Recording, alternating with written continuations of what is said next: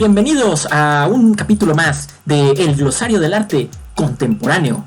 Y en esta ocasión vamos a analizar un tipo de arte que seguramente te va a gustar mucho, porque si te sientes como un artista sin talento, si te sientes como un artista sin talento, no te preocupes, estás en el lugar adecuado, porque básicamente lo que puedes hacer es tomar cualquier basura que se te atraviese por el camino y ponerla en un pedestal y decir que es arte, y listo, te has vuelto un artista. ¿Por qué? Pues porque sí.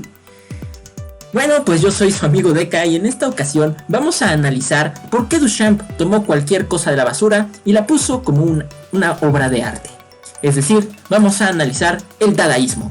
Te preguntarás, ¿y por qué tengo los lentes al revés y un gorro de Navidad todo absurdo en mi cabeza? Pues también porque sí, porque es justamente eso, es absurdo.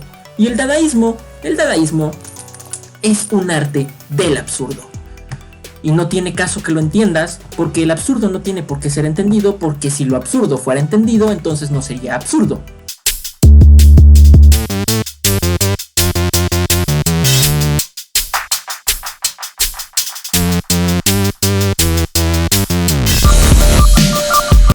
En fin, vamos a entrar en materia y vamos ahora sí a decir qué cosa es el dadaísmo. Pues bueno, según la definición del diccionario, el dadaísmo fue un fenómeno internacional y multidisciplinario cuya ideología y filosofía consistía en destruir los sistemas basados en la razón y la lógica y sustituirlos por aquellos de la anarquía, lo primitivo y lo irracional, volviendo su rasgo más importante la libertad, irreverencia y experimentación, la concepción del arte como una idea, su concepción de que el arte puede ser cualquier cosa y su cuestionamiento de la moralidad social y artística. En ese sentido, por ejemplo, pues yo simplemente puedo decir que esto es arte. ¿Sí? Aquí vemos mi pieza de Resistance, Tótem a los platos sucios.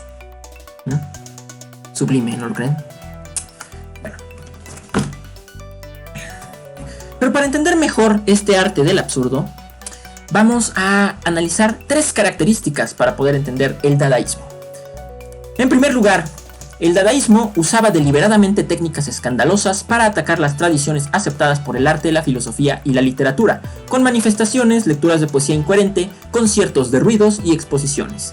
Básicamente, en principio, el dadaísmo juntó a todo tipo de artistas, desde teatro, cabaret, escritores, obviamente artistas visuales, músicos, etc. Y hacían una sarta de cosas incoherentes en algunos cabarets, algunos cafés, y pues en cualquier lugar donde se reunieran. ¿Por qué hacían esto?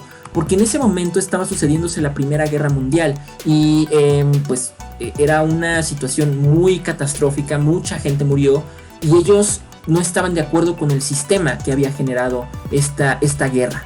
Y era una forma en la que ellos decían que ya la vida no tenía sentido, porque había tanta muerte y tanta destrucción que qué sentido tenía continuar con la vida como era.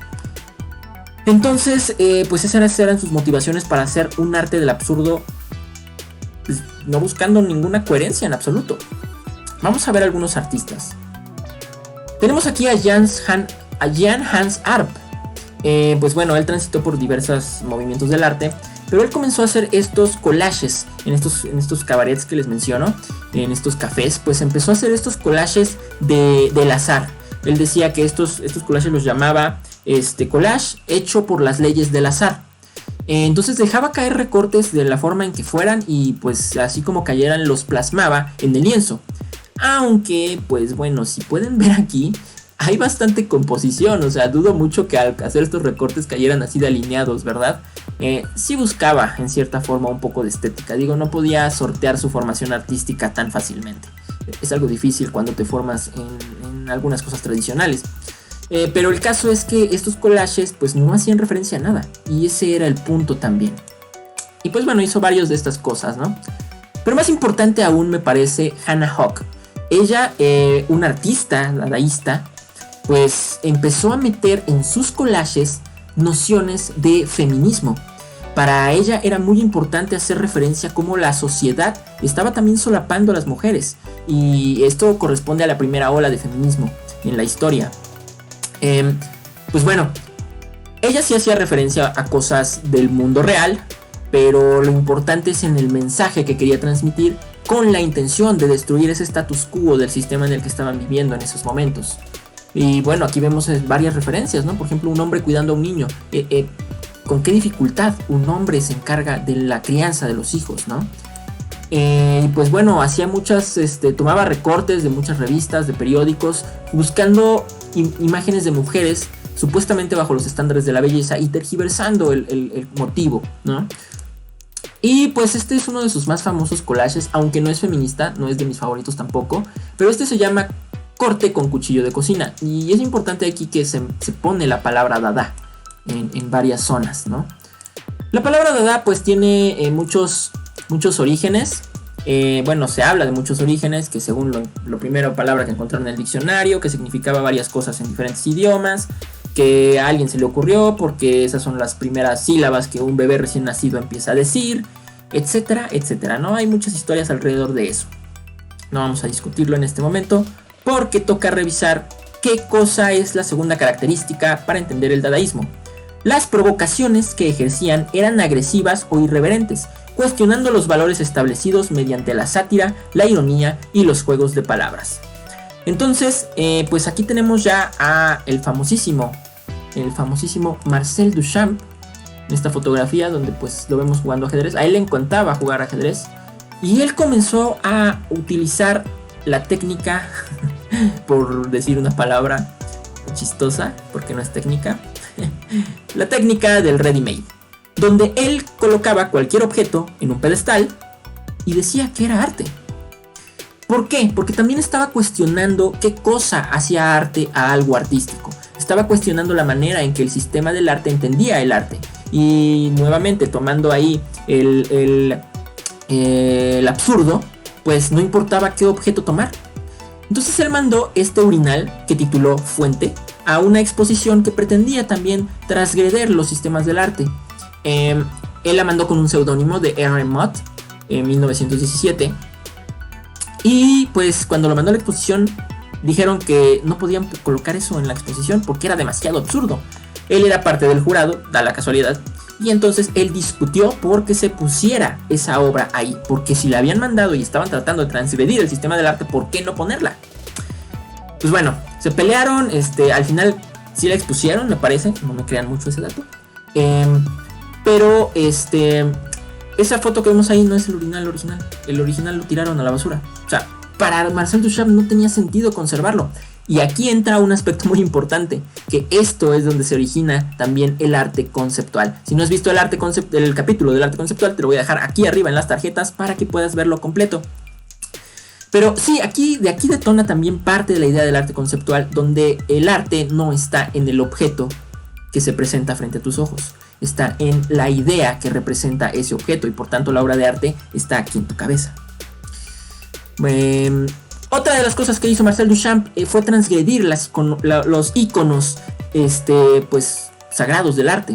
Entonces él tomó esta postal de la Mona Lisa, le dibujó unos bigotitos y una barbita, y le puso unas siglas en la parte de abajo, LHOOQ, que si lo leemos en francés, no he practicado mucho mi francés, así que ustedes me disculparán, se leería el achaud au cul, y si lo traducimos esto al español, diría ella tiene el culo caliente.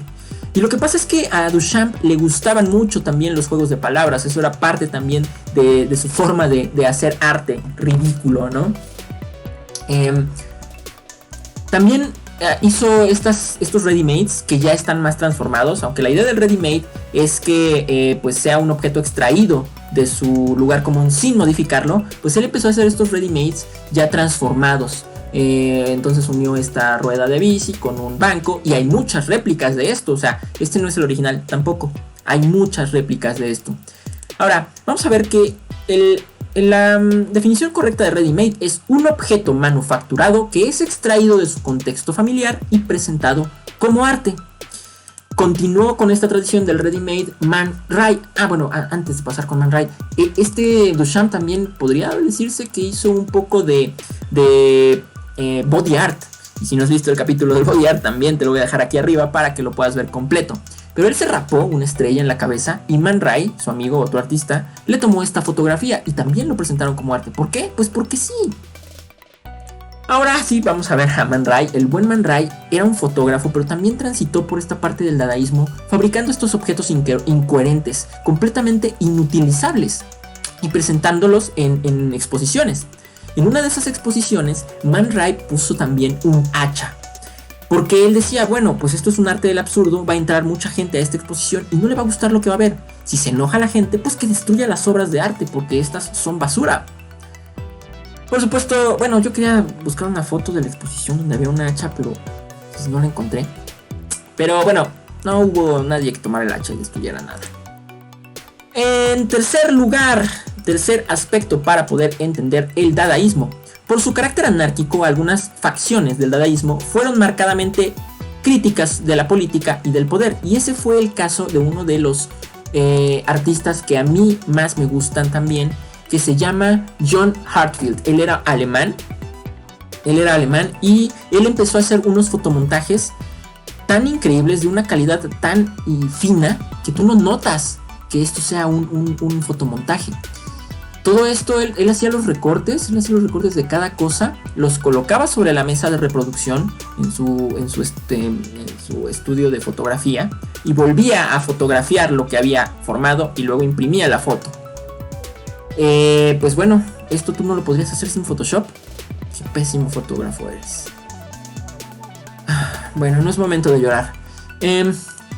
Entonces él hizo todos estos collages criticando al gobierno, a la Alemania nazi.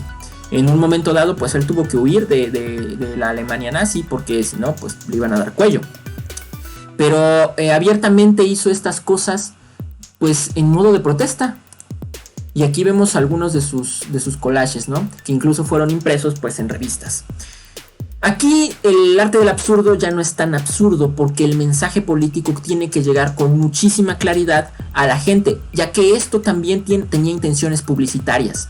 Lo que pues puede considerarse como arte del absurdo es justamente estas formaciones incoherentes. Es algo que no sucedería, no se vería en la realidad, pero tiene un mensaje claramente político y claramente crítico hacia el gobierno en esos momentos, en ese momento de la historia. Así que ahí lo tienen. Este es el arte del dadaísmo.